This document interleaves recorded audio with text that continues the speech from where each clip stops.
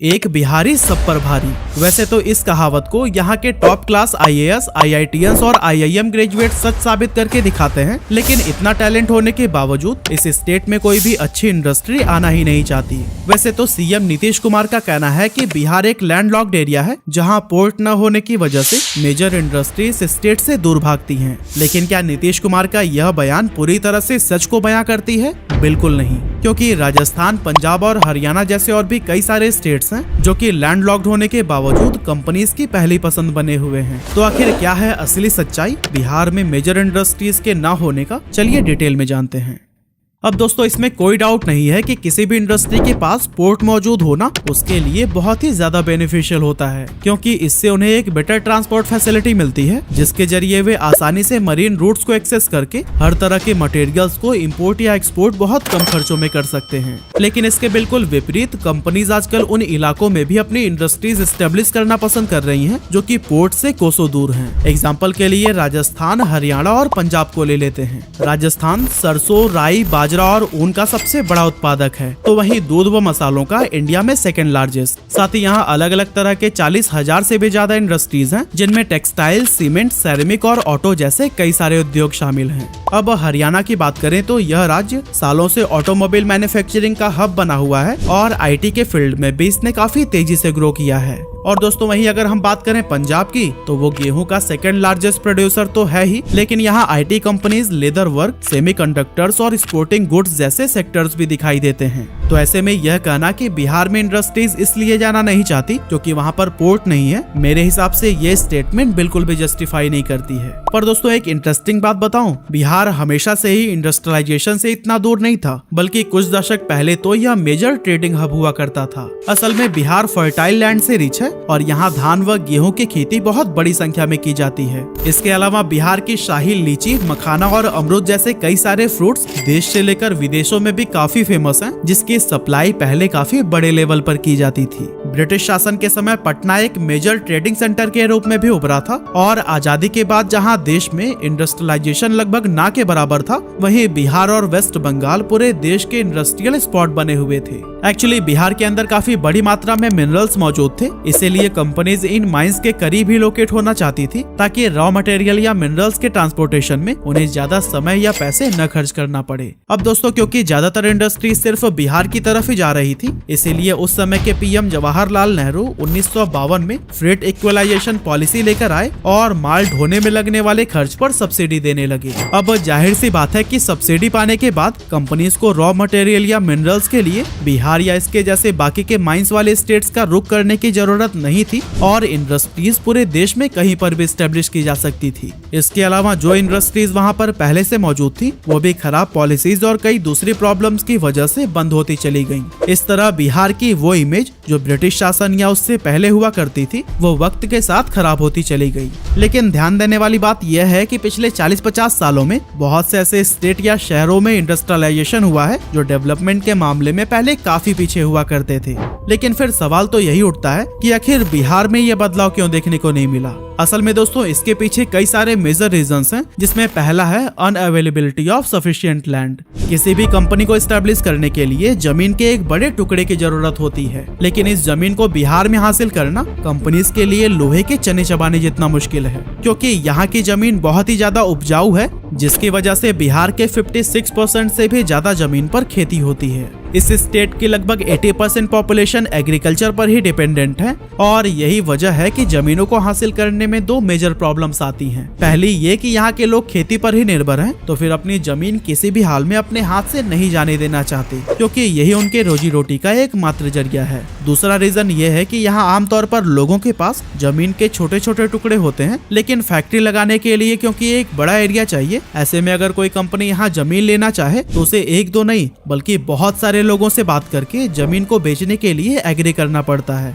अब अगर गवर्नमेंट भी किसी कंपनी को जमीन देना चाहे तो उसके लिए भी ये बहुत उलझा हुआ और मुश्किल काम हो जाता है, क्योंकि यहाँ 5 हेक्टेयर जमीन पाने के लिए भी 20 से 30 अलग अलग लोगों से बातें करनी पड़ सकती हैं। यानी कि बिहार के लोगों से उनकी जमीन लेना एक बहुत ही टाइम टेकन प्रोसेस बन जाता है और इसमें कई तरह की परेशानियां झेलनी पड़ती है। बिहार में इंडस्ट्रीज के एंटर न होने का इकोनॉमिस्ट जो सेकंड रीजन देते हैं वो है बैड बिजनेस हिस्ट्री। बिहार कुछ साल पहले तक चीनी और चावल का बहुत बड़ा उत्पादक था, लेकिन आज इस स्टेट के 3000 राइस मिल्स में से 2000 तो बंद हो चुके हैं। और दोस्तों कुछ इसी तरह से 33 शुगर मिल्स में से भी 18 पर तो ताले लग चुके हैं। और यही वजह है कि 1960 में देश का 40% शुगर अकेले बिहार प्रोड्यूस करता था, जो कि अब घटकर सिर्फ 2% रह गया है। अब इन राइस मिल्स के बंद होने के पीछे की वजह थी करोड़ों का घोटाला और इलीगल वसूली। वहीं चीनी मिल्स गवर्नमेंट के जबरन कब्जे की वजह से बंद हो गई। एग्जाम्पल के लिए 1952 में कई किसानों ने अपनी जमीन एक प्राइवेट कंपनी को दी थी, जिसके बाद से वारिसलीगंज चीनी मिल एस्टेब्लिश हुआ था। 1976 में चीनी के रिकॉर्ड प्रोडक्शन की वजह से सेंट्रल गवर्नमेंट ने इस मिल को गोल्ड मेडल से भी सम्मानित किया था। लेकिन 1977 में बिहार स्टेट शुगर कॉर्पोरेशन ने इस मिल को अपने कब्जे में ले लिया और इसे अगले 16 सालों तक बहुत ही अव्यवस्थित ढंग से चलाया, जिसकी वजह से आखिरकार 1993 में इसे बंद कर दिया गया। इसके अलावा 1974 में सहरसा के बैजनाथपुर गांव में पेपर मिल की भी शुरुआत हुई थी, जिसका गोल डेली 5 टन पेपर बनाने का था। लेकिन फंड्स की कमी की वजह से ये मिल भी 1987 में बंद हो गई। ये फैक्ट्री 50 एकड़ जमीन पर बनी थी, जहां पहले गरीब किसान खेती करके अपना पेट भरते थे, यानी कि उनके हाथ से जमीन भी गई और मिल भी नहीं रही।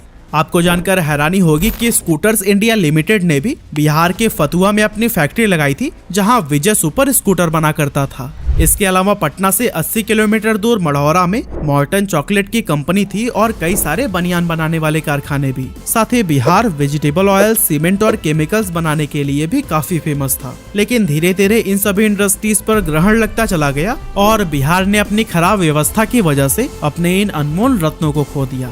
Number 3, weak policy implementation. अब दोस्तों बिहार सरकार इंडस्ट्रीज को इनवाइट करने के लिए कई सारी नई पॉलिसीज तो बनाती है, लेकिन जब उनको इम्प्लीमेंट करने की बारी आती है तो फिर कंपनीज को निराशा के अलावा कुछ भी हाथ नहीं लगता।